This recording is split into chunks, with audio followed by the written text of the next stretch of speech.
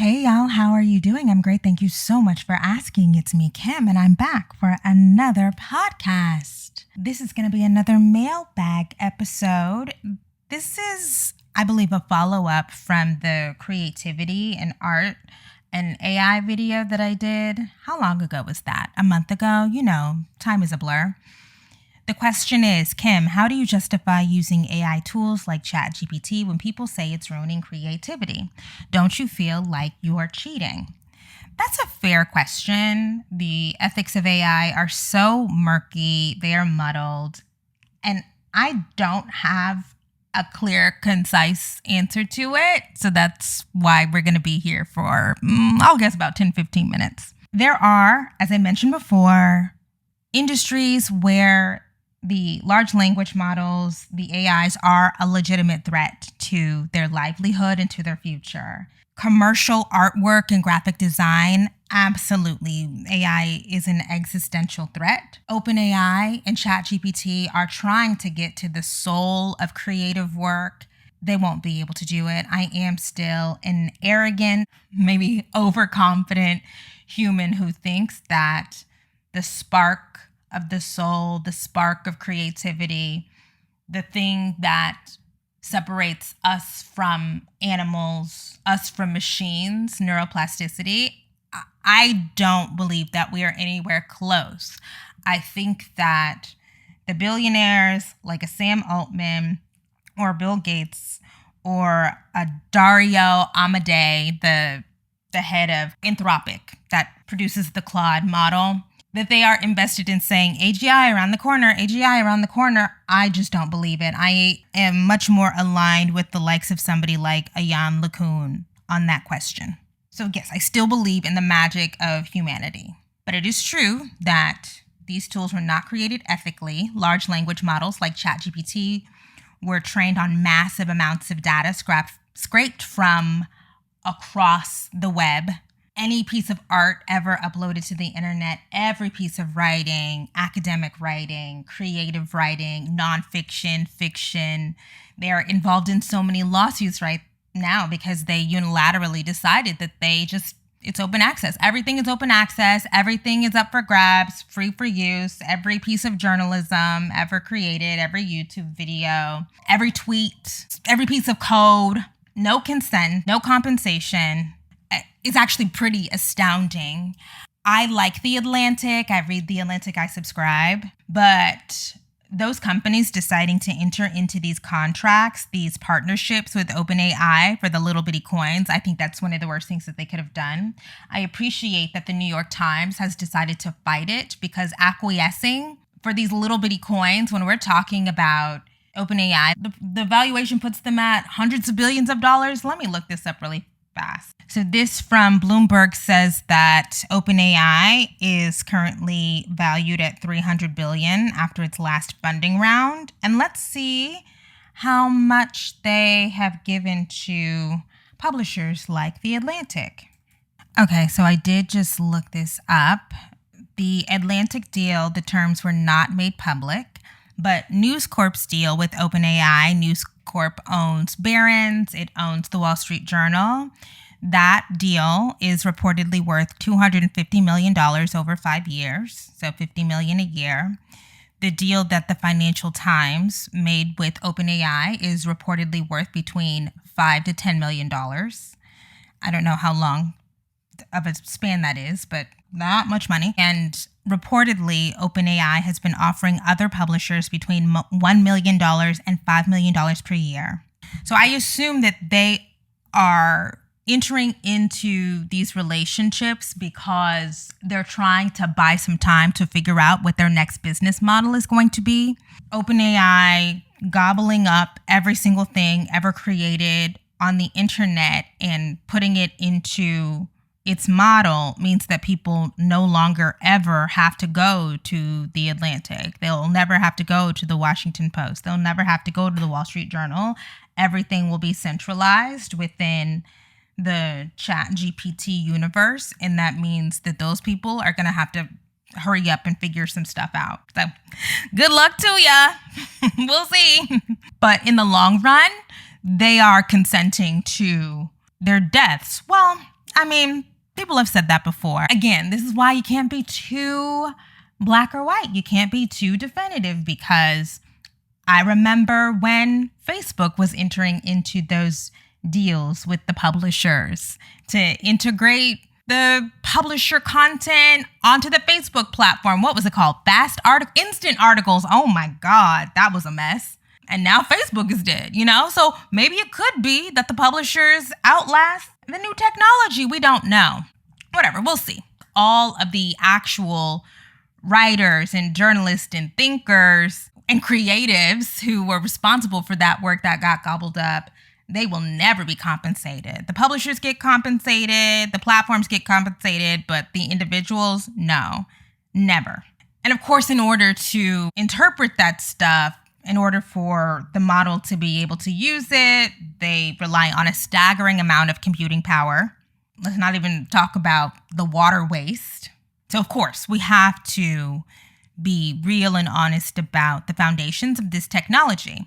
But at the same time, and this is something I'm just trying to be honest about and wrestle with, it's not going away.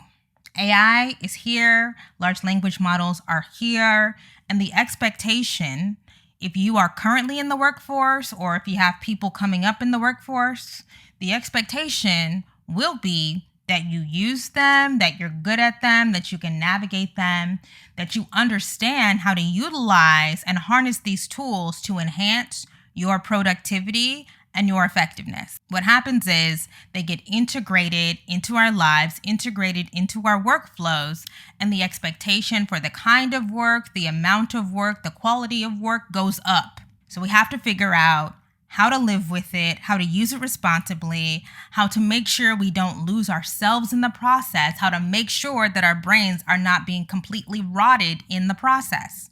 Not too long ago, I read this piece from The New Yorkers by Cal Newport, and it was called, let me look up the title. What kind of writer is ChatGPT? And he introduced this idea of rhetorical load sharing. Cal, if you are familiar with his work at all, is very technology skeptical, technology critical. That's the center of his writing and of his public persona. And I was actually very surprised by how open he seemed to be to the idea that AI could be a tool to enhance the kind of work that you can do. So this rhetorical load sharing idea is this idea that instead of thinking of the LLMs as a ghostwriter or a replacement, you think of them as a collaborator. Something that can, as you are working through the ideation process, the brainstorming process, can carry the weight of the slog onto ChatGPT. Now, that's appealing to me as a neurodivergent girly, for sure. Rhetorical load sharing, 100% I'm into that. And I have seen people talk about this when they're like, yeah, of course I'm using ChatGPT to do little menial tasks. When I ask, is ChatGPT rotting your brain? I don't have a problem with y'all. I mean, that's not the brain rot that I'm talking about, especially if you're using it for wage labor, for work. Like, I don't give a fuck if you use ChatGPT to write lists or whatever. Like, that is not the concern. The concern is, are you using it to do the hard stuff? And since we're talking about ethics and quote unquote cheating, the concern is, do we know the boundary between the easy stuff and the hard stuff? I think about that a lot, because when you begin to integrate these tools into your workflow, it becomes easier and easier to be like, oh, I can't think of a word. Let me just ask ChatGPT. And it's like, no, girl, you spent all that time with your bookman. Have I already talked about my bookman? When I was a little kid, I had a Franklin, a pocket electronic thesaurus dictionary. That's what I asked. Girl, this is how you know I'm a nerd. That's what I asked. I'm sure I've talked about this before, because this was a big thing that I talked about with all of my family members over the holidays. For Christmas, when I was 2nd or 3rd grade, I asked for a Franklin Bookman, an electronic dictionary thesaurus, because I loved words. Girl, you know, my parents knew I was going to be nerd alert. They knew. So they just say, hey, let's just go with it. So anyways, it's like, girl, but speaking of my Franklin Bookman, I'm going to put a picture of it in this post. Was that cheating? So in third grade, when I was 8, or how old are you in third grade? 8, right? And I would be like, oh, what's a synonym for mischievous? And you take out your Franklin electronic thesaurus dictionary, and I'm like, typing in with my little fingers, what's a synonym for mischievous? Was that cheating? I mean, none of my teachers ever had a problem with it. But there is a fundamental difference between these large language models and my Franklin Bookman. But look, the boundaries change as technologies change. I'm going to actually have to think about that a little bit more. Girl, you spent all this time learning these words, developing a love and a passion for words, the way that they sound, exiting your mouth, wrapping your lips around the words and the syllables, and you're just going to automatically go to ChatGPT or Claude or Gemini or whatever to get a shortcut? No. Don't waste all of the work that you've put in. But then there's other stuff, sequencing, sequential. That's not my strong suit. So I don't really have a problem with that because I was never going to be good at it. I just worry about, are you letting the large language models do what you do, what you're good at, your special thing? Back to rhetorical load sharing. Collaboration, carry the weight, not a replacement. But then, because I am worried about my own neuroplasticity as well as the kids, I think a lot of our anxieties, we try to demagogue by being like, what about the children? But what about me? What about my brain? I love to learn. Since we're all worried about dementia now, a part of fighting dementia is use your brain, learn new things, challenge yourself intellectually. Am I getting lazy, mentally lazy, cognitively lazy, because I know that if I get stuck, I can go to the large language model?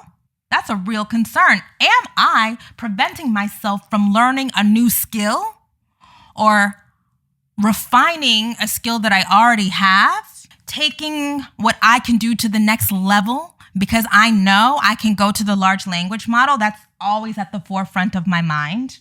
So the concerns with regard to cheating are not just, am I cheating the people who are consuming my work? I'm going to be honest with you. I actually think about that less because I'm me and I just want to always do quality. I think more about, am I cheating myself?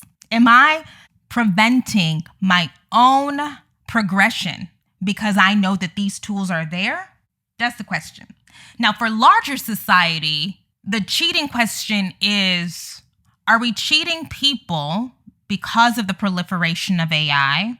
Are we cheating people out of the joys and the pleasures of encountering genuinely new, novel, innovative, interesting, one-of-one ideas because AI-generated stuff is going to be everywhere?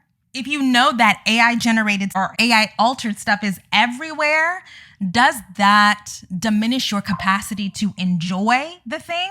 If every time you encounter a piece of writing or a piece of art or now even a video, if you have in the back of your mind, oh, is this real? Did somebody really do this? Did somebody really write this? Does it lessen the enjoyment, the pleasure you get from it? That's an open question. I'm actually not sure what the answer to that is. Based on my own consumption, no. No, I'm not there based on, because, I'm a super consumer. So no, I don't approach every single thing with skepticism. But because I know there is so much AI slop out there and AI generated stuff out there, it does make me limit the places that I consume content from. Yeah, I do think that is going to be a consequence. Everything is unreliable, so it makes me say, okay, I'm only going to go to the names I trust, the creators I trust. And that, of course, will make it more difficult for new brands and new names, new creators, new thinkers to break into the market because people are going to have immediate skepticism. They're going to immediately raise an eyebrow when they encounter an unknown quantity. So anyways, this podcast is going to be me just working through how I'm navigating it as a consumer of media and as a producer. How do we use the tools without cheating the people who interact with us and without cheating ourselves? So my ethical boundaries with regard to use, I'm okay using AI to help revise, order, organize, maybe even explain, but not completely right. Like from beginning to end, hey, this is the thesis, write this for me. No, I'm not there. I still think that that's plagiarism. For me, the line comes down to, is this idea yours? Is this thesis yours? Are these transitional ideas yours? Is the evidence yours? Are you shaping it? And I think moving forward, the use of LLMs will be a given. The differentiator will be how much of you is in this. Now, again, I'm not anti-AI. I am anti-cognitive laziness. I've already given you my calculator analogy. You use calculators to take the shortcut, but you still know how to do it by hand. Even in my Franklin Bookman analogy, you use the Franklin Bookman, but you have to come up with something. You have to have an input. And I was using the Franklin Bookman instead of doing the physical flipping through pages. But you have to learn the words to be able to look for the words, you know. I will reiterate, I think friction is still really, really important. I think life cognitively is too overwhelming, too easy. That will always be my primary fear. Sometimes ease is good, sometimes it's damaging and detrimental. Honestly, I don't even know why y'all talking about AGI if the hallucinations problem is not fixed. I'm gonna be honest with you. Why are y'all talking about AGI, artificial general intelligence, when y'all can't even figure out how to get rid of the hallucinations?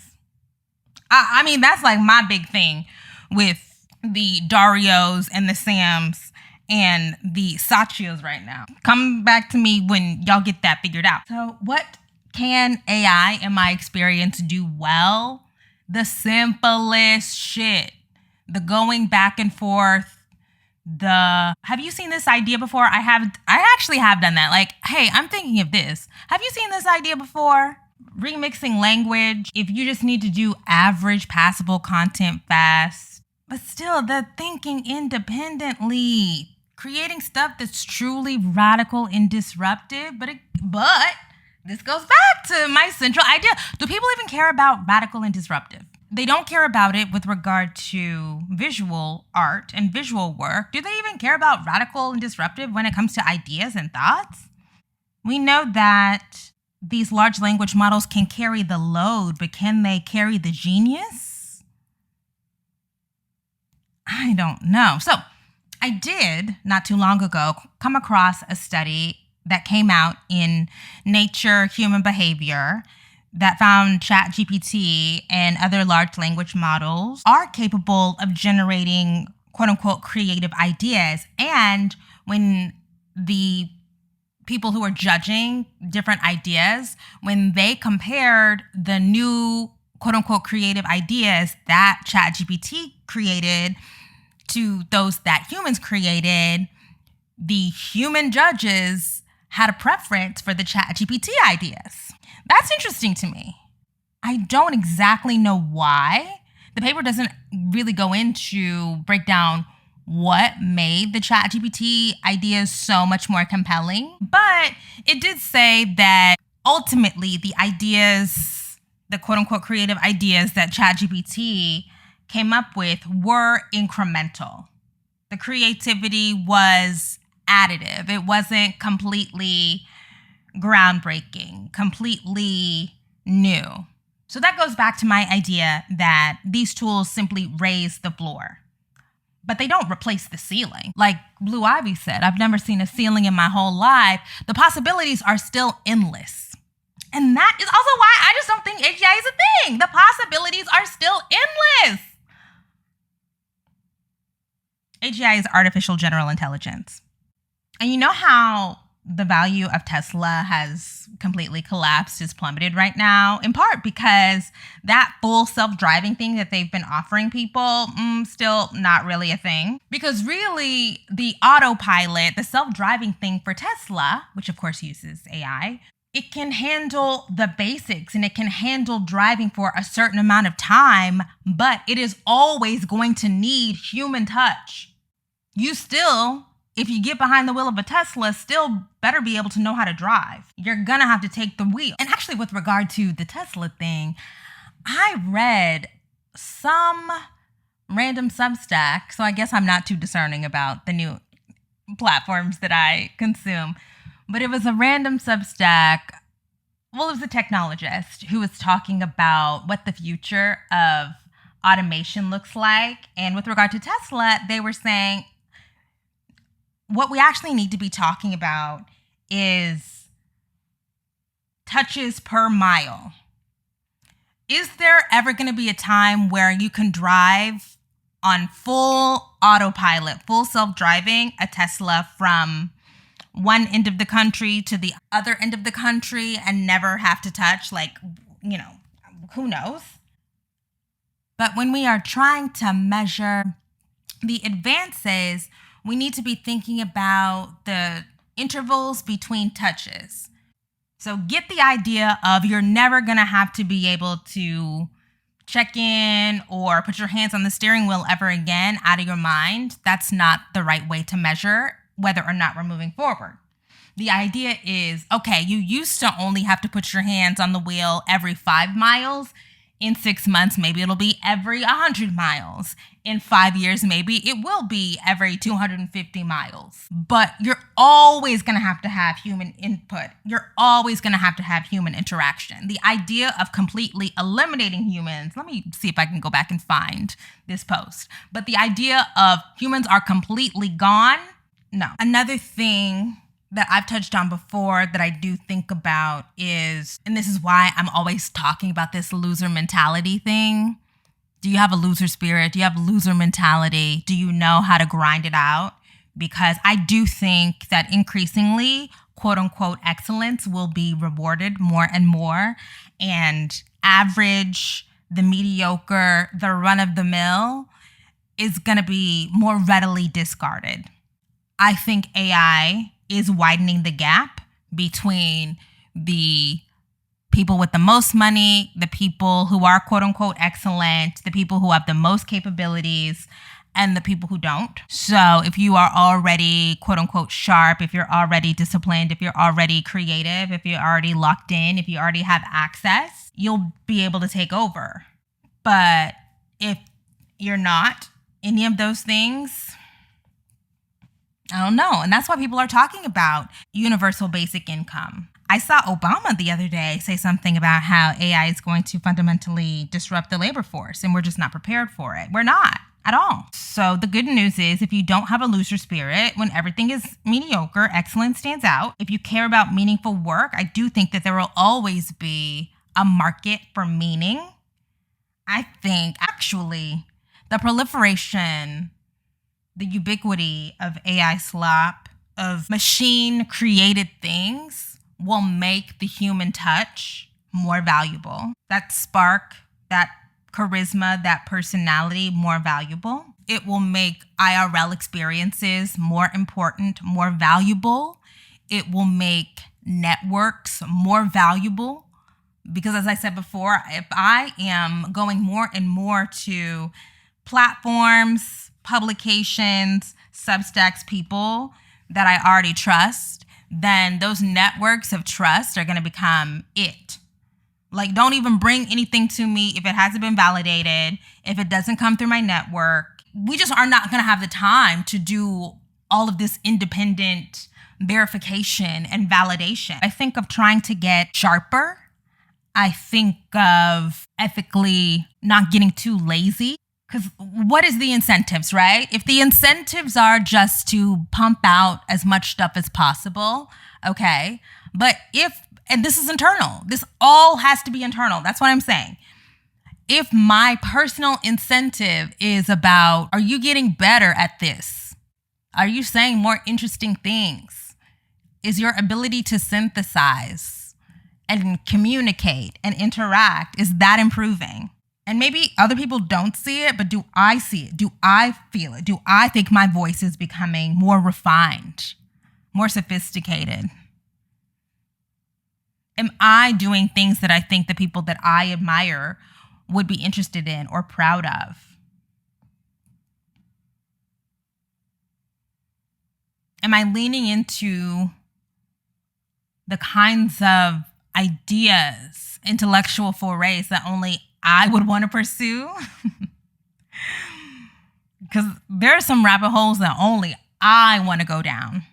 And am I carefully and thoughtfully presenting it to the public? That's where my ethical center is. So yeah, I don't even know if I really answered that question. Do I? Wait, I'm sorry, I have to go back. What was the question? The question was, how do you justify using AI tools? Don't you feel like you're cheating? I don't feel like I am cheating, but these are questions that I navigate all the time. These are questions we're all going to have to navigate and think through.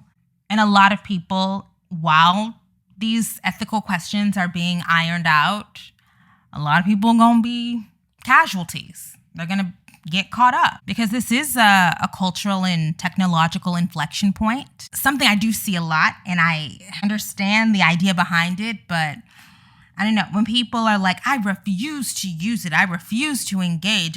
Look, you guys, AI isn't coming. AI is here. It's here. It's here, there, everywhere. And so being a conscientious objector, I get it. I really do. I also know that there is value in being an early adopter. Those of us who value creativity, who value integrity, who understand that communities and societies cannot sustain themselves if trust is completely eroded, we are going to have to tap in. We are going to have to engage with it. We're going to have to compel transparency. We cannot just let Sam Altman and them become the new Zuckerbergs. Like we cannot let Sam and Dario and Satya and the Google DeepMind man, like they can't be the new Elons. Like we just can't. Fool me twice. Wait, fool me once, shame on me. Fool me twice. So engage it, do it wisely, do it critically, do it intentionally. Use the tools, do the work. That's it. Use the tools, but do the work. All right, y'all. That is all I have. I will talk to y'all next time. Bye.